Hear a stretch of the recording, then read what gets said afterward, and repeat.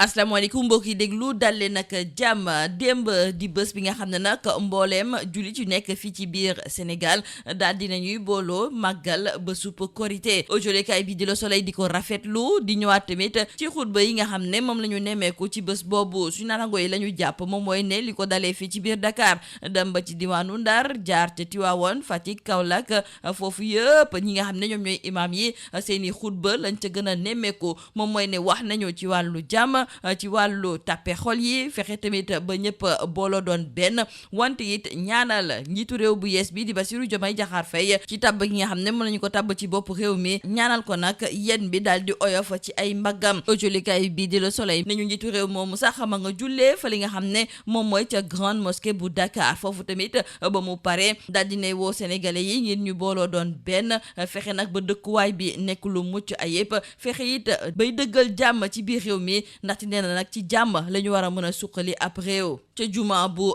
Masalikul Jinaan foofu aujolikay bi di Le Soleil mi ngi ñuy xamal ne bëri na ñu bàyyeekoo ci gouvernement bi tamit foofu la ñu daal di jullee ñoom it ba ñu paree fësal nañu seen kàddu jëmale ko nag ci askan bi yeewoo fii ci même réew nañu leen di woo moom mooy ñuy fexe nag bay booloo doon benn fexe ba daal di saxal jàmm fi nga xam ne nag moom mooy ci biir réew mi wante it fàttewuñu di soññ askanu réewum Sénégal ngir ñuy jàppalante ci biir aujolikay bii di Walf Quotidien suñu natango yi tamit ñu ngay ñëwaat ci kàddu yi nga xam ne imam yeeg xalif généraux yi daal dinañu koy fësal ci bésub korité bi ci li ci ëpp ñoom de ñu ngay jàppale nag njiitu réew bu yees bii di Bassirou Diomaye Diakhar Faye aujolikay bii di Le Quotidien tamit di ñëwaat ci xutba yi nga xam ne moom la ñu nemmeeku ci biir Sénégal yëpp fa li nga xam ne moom mooy ci diwaanu Thiès foofu aujolikay bii di Vox Populi mi ngi ñuy xamal ne Idrissa Seck moom ma nga jullee ca juma bu Moussante foofu sax la idi nag daal di yëkkate ay kàddoom moom ba élection yi jeexee ba léegi kenn déggu ko ci démb nag daal di nay ñëwaat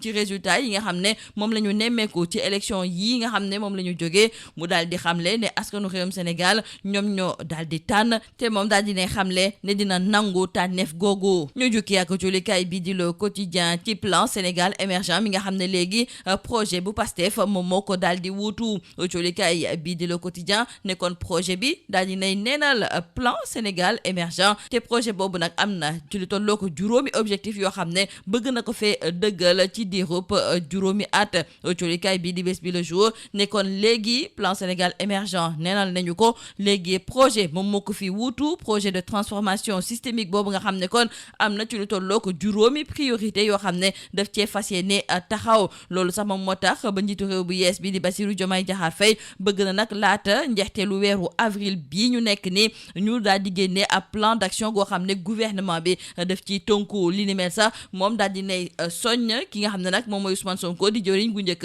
ngir mu daal di ciy taxaw tem gouvernement bi kon ñaan nañu leen ñu daal di taxawal ci ni mu gën a gaawee lépp loo xam ne dafa jublu ci ay wàllu réalisation yu tënku ci biir projet bi ngir fexe rek ba oyofal dundun bi nag ci kaw sénégalais yi nga xam ne ñu ngi jànkonteel ak ay jafe-jafe yu tar tribune yéenekaay di ñu xamal kon ne président Bassirou Diomaye Faye moom daal di nay soñ jëriñ gu njëkk gi di Ousmane Sonko ngir liggéey boobu ñu daal di koy amale ci ni mu gën a gaawee wante it aujolikay bii di réew mi quotidien mi ngi ñuy xamal ne njiitu réew bii di Bassirou Diomaye Diakhar Faye bëgg na tamit ci ni mu gën a gaawee ñu daal di liñatu nag li nga xam ne daal moom mooy nit ñu bëri nga xam ne dañu leen a jël ci biir ay kërub liggéeykaay te nag seen jëlin googu jaarul yoon wala boog sax amuñu fa benn yitte loolu buñ ci paree tamit nañu daal di nemmeeku koppar yi nga xam ne ñu ngi koy dugal ci biir budget yi maanaam daal état des lieux la Bassirou Diomaye Faye daal di sant nag ñu daal di koy amal jëmale ko ci wàll gi ni mel aujolikay bii di critique moo ñuy xamal ni Cour des comptes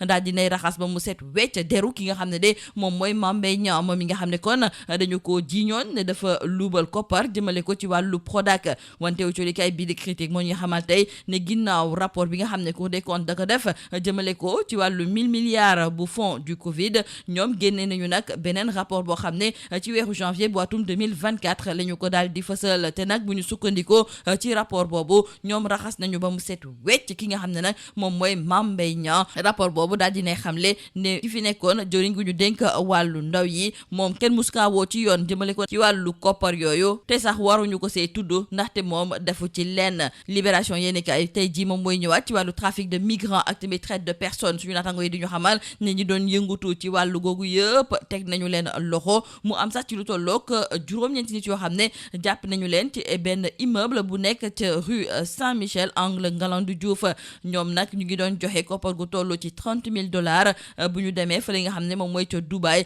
ngir rek fexe ba dugg ci biir États-Unis ci ñi nga xam ne nag dañu leen teg loxo ràññee nañ ci nag benn commerçant bu tudd Mamadou Diallo te nekk fa li nga xam ne moom mooy ca Parcelles ñu jeexale ko nag ak julikay bii di Point Actu ma ngay ñëwaat ci sargal bi nga xam ne sénégalais yi sargal nañu ko ki fi nekkoon jëwriñ gu njëkk di Mohamed Boun Abdallah Dionne démb la ñu ko daal di jébal boromam fa li nga xam ne moom mooy ca sëg ya nekk ca Touba julikay bii di Point Actu du ñu xamal ne bëri woon na nag ay kàngaam yoo xam ne teewe woon nañu levée du corps bi fa li nga xam ne moom mooy ca hôpital principal de Dakar foofu sax jëwriñ gu njëkk kii di Ousmane Sonko fësal na ay kàddoom ngir tàgg ki nga xam ne moom moo nekkoon Mohamed Boun Abdallah Dionne ci taxawaay bu am solo bi nga xam ne nag amoon na ko fii nga xam ne moom mooy ci biir réewum Sénégal lii moo nekkoon mbokk julukat yi li gën a fës ci biir ëcculikaay yi ñu leen di ñaanal njeexteelu bës ak jàmm te di leen déwénati.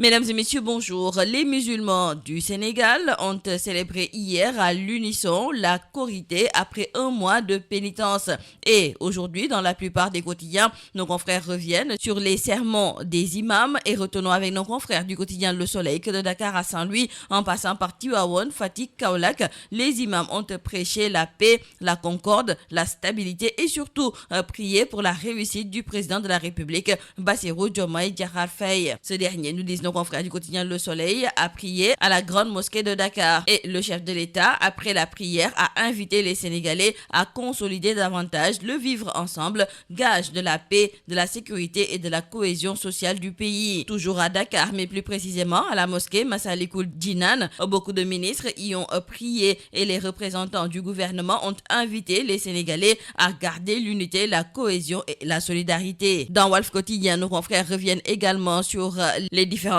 prestations de serment des imams et khalifes généraux qui ont adoubé le président Diomaye. Nos confrères du journal Le Quotidien nous parlent également de ce sermon de l'imam de la grande mosquée de Dakar, mais aussi des autres imams. Et selon nos confrères, paix et unité étaient au cœur des prêches. À Thiès, nos confrères du quotidien Vox Populi nous font savoir que Idrissa Seck, candidat malheureux à la présidentielle, a prié à la mosquée de Moussanté et ce dernier est sorti de son silence. Idrissa Seck se prononce enfin sur les résultats de la présidentielle et selon lui, le peuple a décidé souverainement et il accepte cette décision. Et nous revenons avec nos confrères du journal Le Quotidien et c'est pour parler de ce changement de référentiel des politiques publiques. Désormais, le projet efface le plan Sénégal émergent d'une durée de 5 ans. Nos confrères du journal Le Quotidien nous indiquent que le projet se fixe 5 objectifs et Bassirou Diomaye Diakhar Faye demande à son premier ministre Ousmane Sonko de finaliser le plan d'action gouvernemental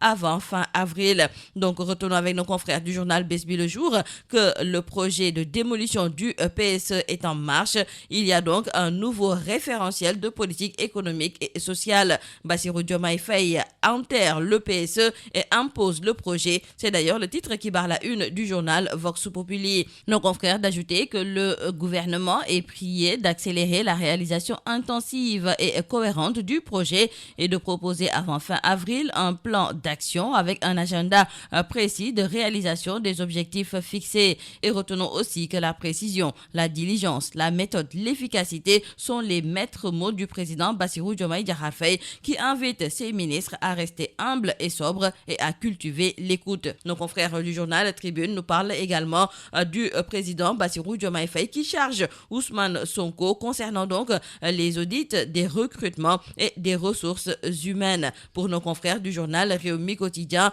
par rapport à l'évaluation du capital humain, cette revue générale des programmes et projets publics, le président Bassirou Diomaye Diakhar Faye ordonne un état des lieux. Dans le journal Point Actu, l'ancien ministre du Tourisme Mame Mbaye Niang blanchi par la Cour des comptes. L'information figure à la une du journal Critique. Nos confrères nous indiquent donc qu'après le rapport de la Cour des comptes sur les 1000 milliards des fonds du Covid-19, la Cour des comptes a encore produit en janvier 2024 un rapport définitif estampillé confidentiel relatif à la gestion du Prodac. Un rapport qui clôt définitivement le fameux scandale du Prodac en blanchissant le ministre Mame Mbaye Niang. président. Et nos confrères nous font savoir que ce rapport sera mis à la disposition du public très prochainement pour donner corps à la bonne gouvernance et à la reddition des comptes conformément aux recommandations du président Bassirou Diomaye Diakhar Faye. Dans le quotidien Libération, nos confrères nous parlent de trafic de migrants et traite de personnes. La filière népalaise cernée. 9 arrestations ont été réalisées dans un immeuble situé à la rue Saint-Michel, angle Galandou Diouf. Et nos confrères de nous expliquer que $30,000 étaient versés par chacun à Dubaï pour rallier les États-Unis. Nos confrères nous parlent notamment de l'interpellation du commerçant Mamadou Diallo aux Parcelles Assainies et nous font aussi des révélations concernant cette enquête. Terminons par l'hommage rendu hier à l'ancien Premier ministre Mohamed Boun Abdallah Dionne qui repose désormais à Touba. Un hommage à la nation a été donc servi à un grand serviteur de l'État. L'ancien secrétaire général de la présidence de la République a été enterré devant une foule immense et aussi chagrinée, nous disent nos confrères du journal Point Actu. Ici à Dakar, plusieurs autorités, dont le Premier ministre Ousmane Sonko, ont assisté à l'hôpital principal de Dakar à la levée du corps de l'ancien chef du gouvernement Mohamed Boun Abdallah Dionne. Nos confrères nous parlent également de ces sommités qui ont assisté donc à cette levée du corps, à savoir les ministres de l'intégration africaine et des affaires étrangères, de l'intérieur, d'anciens ministres, des députés, des autorités religieuses, entre autres. Tous donc étaient présents à la cérémonie, ce qui fait dire à nos confrères du journal Point Actu que Mohamed Boun Abdallah Dionne a été honoré par le Sénégal. C'est tout à vos journaux et déwéniti à tous.